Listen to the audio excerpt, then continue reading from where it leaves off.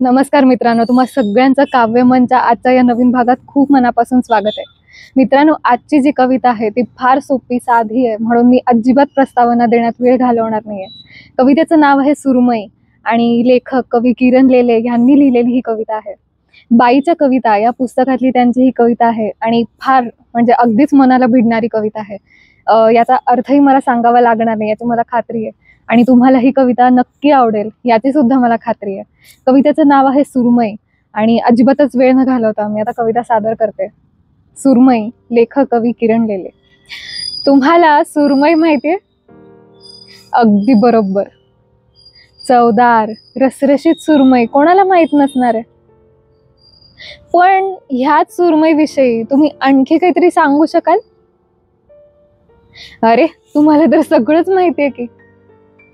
तिची चमचमती त्वचा, तिचं फार काटेरी नसणं, तिचं ताजेपण ओळखण्याची कला, तिची महागलेली किंमत, अगदी सगळंच।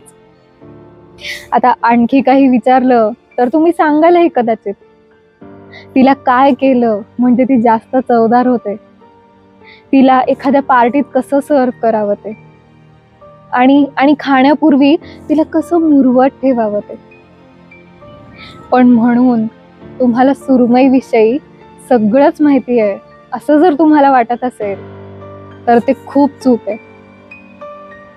तुम्हाला सुरमईचं समुद्रातलं सळसळणं माहित नाही, तुम्हाला सुरमईला काय आवडतं ते माहित नाही, तुम्हाला सुरमई सतत काय विचार करत असते ते माहित नाही, आणि मग जाळ्यात अडकल्यावर तिची ती होणारी उलघाल ती तर तुम्हाला अजिबातच माहित नाही। खरं सांगू, रागवू नका हा। तुम्हाला ना फक्त सुरमईची चव माहितीये, सुरमई नाही।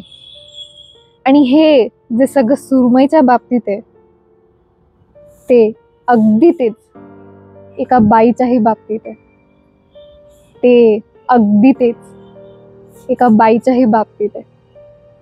फार सुंदर आणि फार छोटीशी कविता आहे, मुक्त छंदातली कविता आहे आणि कोणत्याच अवघड शब्दात किंवा उगाचच्या यमकांमध्ये बांधलेली ही कविता नाहीये। म्हणून कदाचित ही जास्त मनाला भिडते, खूप रिलेटेबल वाटते। आपल्या आजूबाजू अनेक स्त्रिया वावरत असतात आणि कळत न कळत आपण त्यांना गृहीत धरू लागतो, त्यांना नक्की काय हवंय किंवा त्या मनात काय विचार करत असतात हे आपल्याला चोख माहिती आहे असं आपल्याला एका पॉइंट नंतर वाटू लागतं। पण खरंच आपण त्यांना इतकं व्यवस्थित ओळखतो का? त्यांच्या मनात नक्की काय चाललंय आणि त्या चेहऱ्यावर काय दाखवत आहे? त्यांच्या आयुष्यात इतके चढ उतार होत राहतात आणि तरीही ते त्यांचं आयुष्य इतकं सहजरित्या कसं जगतात, चेहऱ्यावर त्यांच्या कधीही कसलंच दुःख दिसत नाही। असं कसं होत असेल याचा कधी आपण विचार केलात का? जर नसेल केला तर ही कविता पुन्हा एकदा ऐका।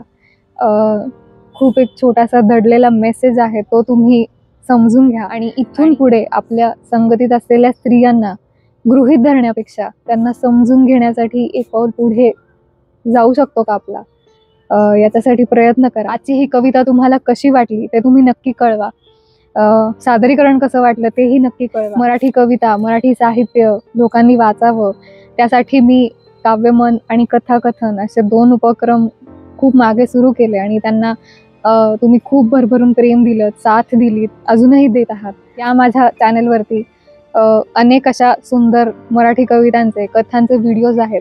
तुम्ही अजूनही पाहिले नसतील, एक्सप्लोअर केले नसतील तर जरूर पहा। आपल्या जवळच्या व्यक्तींना ज्यांना साहित्यामध्ये रुची असेल त्यांना हे व्हिडिओज पाठवा आणि व्हिडिओ आवडला असेल तर लाईक करा, सबस्क्राईब करायला विसरू नका। आणि काव्यमनला तुम्ही खूप साथ दिली आहे, अशीच पुढे साथ देत चला आणि काव्यमनच्या पुढच्या व्हिडिओची नक्की वाट पहा।